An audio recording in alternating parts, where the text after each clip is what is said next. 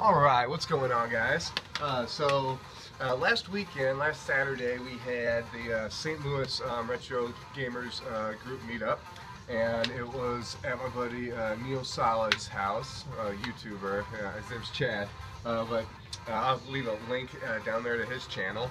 I ended up winning the contest that we had going on there. No plans to win, no hopes and visions or dreams. It was kind of sad. There was a couple of other people who gave it a really solid effort, and they definitely deserve credit and commendation for what they did in the tournament.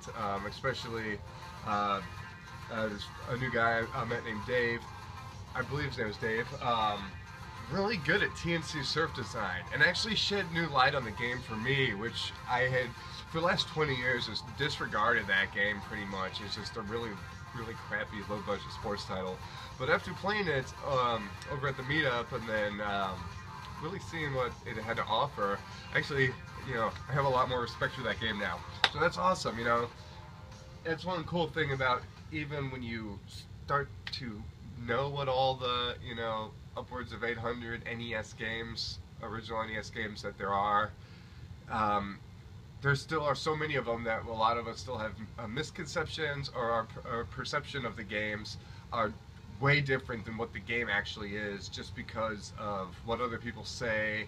And sometimes you just don't get into the games enough. Sometimes you pop a game in and Nintendo games are really easy just to not play. And one game in particular that's been brought up a few times in the group recently is the Mutant Virus on the NES. I happen to love the game. To me, that was one of the last games that I discovered on the NES that I didn't know about before I got pretty much close to finishing. And it's a very interesting game.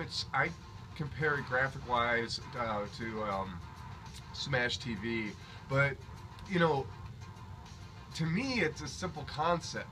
You have expanding germs, and you basically have to fight them back like a fire. They're whatever, conflagration or whatever the word is. But there was, my buddy 8-Bit Goomba, and then my buddy Alex, who actually had the game out at his last meetup. I'd like to believe that everybody knew what was going on and is just saying they don't. But I believe that it's just, the case is that the game is just so simple that you think there's more going on, but there's not. But yeah, Mutant Virus is a pretty cool game. Definitely check it out. But anyways, at that meetup, I played Truxton. Yes, Truxton on the Genesis. I happened to own that game at one point, and I knew a little bit about it, not much about it, but I knew how the weapons worked enough to where I hopped on there and I got the highest score somehow. And then I ended up holding that score for a while. I think it was due to one really bullet hell boss that you get to, big tank. I think that kind of stopped everybody. I just had a good round at that tank and it made it past that and put my score pretty high. Plus I pretty much swept all the enemies in the game. But some people got close. So I ended up winning some stuff.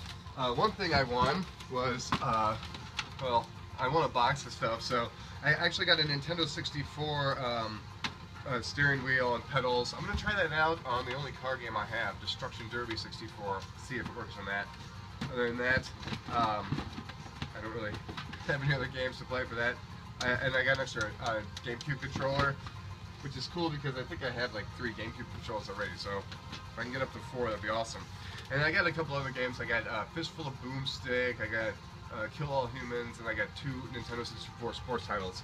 And then, kind of like the cream of the crop, the one that I actually needed for my collection was Killer Instinct. So that's pretty cool to have. Don't have that one yet. So yeah, believe it or not, this is one of the few fighters I don't have for the system. I've got even some of the more obscure ones like Ranma Half and whatnot, but I did not have this one. So yeah, that was cool. So thanks for that, Chad. And then my buddy Matt Gurley also. My buddy's given me a lot of games, and we've done a lot of trades and stuff. But the last game that he's given me last weekend at the meet was he found a copy of Rough Trigger for me for the PS2. I've been going after some of the animal games, and this is actually, by that I mean I've been going after games with animals in the titles, like K and things like that, but sitting ducks, that's all I can think of right now. So yeah, this is kind of like my buddy Ralph said, it's kind of like what is it, a Ratchet and Clank clone. So you got all the different, you know, the bombastic weapons and things like that. So it is by Natsume, so that's just another cool part about this game. I don't really know prices of PS2 stuff. I look it up if I'm buying it at the store just to make sure I'm not losing out on $5 or $10 really. But other than that, you know, unless if something's $7.99 or you know even $14.99 and it's in good condition, I pretty much pick it up. So yeah, I love Natsume games. So yeah, thanks for that, Matt. And I do have, like I said, there's a lot of other stuff I picked up recently. So there's a nice chunk of my collection that really didn't get shown throughout the years on YouTube. I know a lot of what I picked up from 2009 on you guys have seen. So thanks for watching that. So one of these days I might get to the PS1 and the PS2 and see where I'm at with that. So yeah, well, thanks for watching, guys, and I'll see you soon. Peace.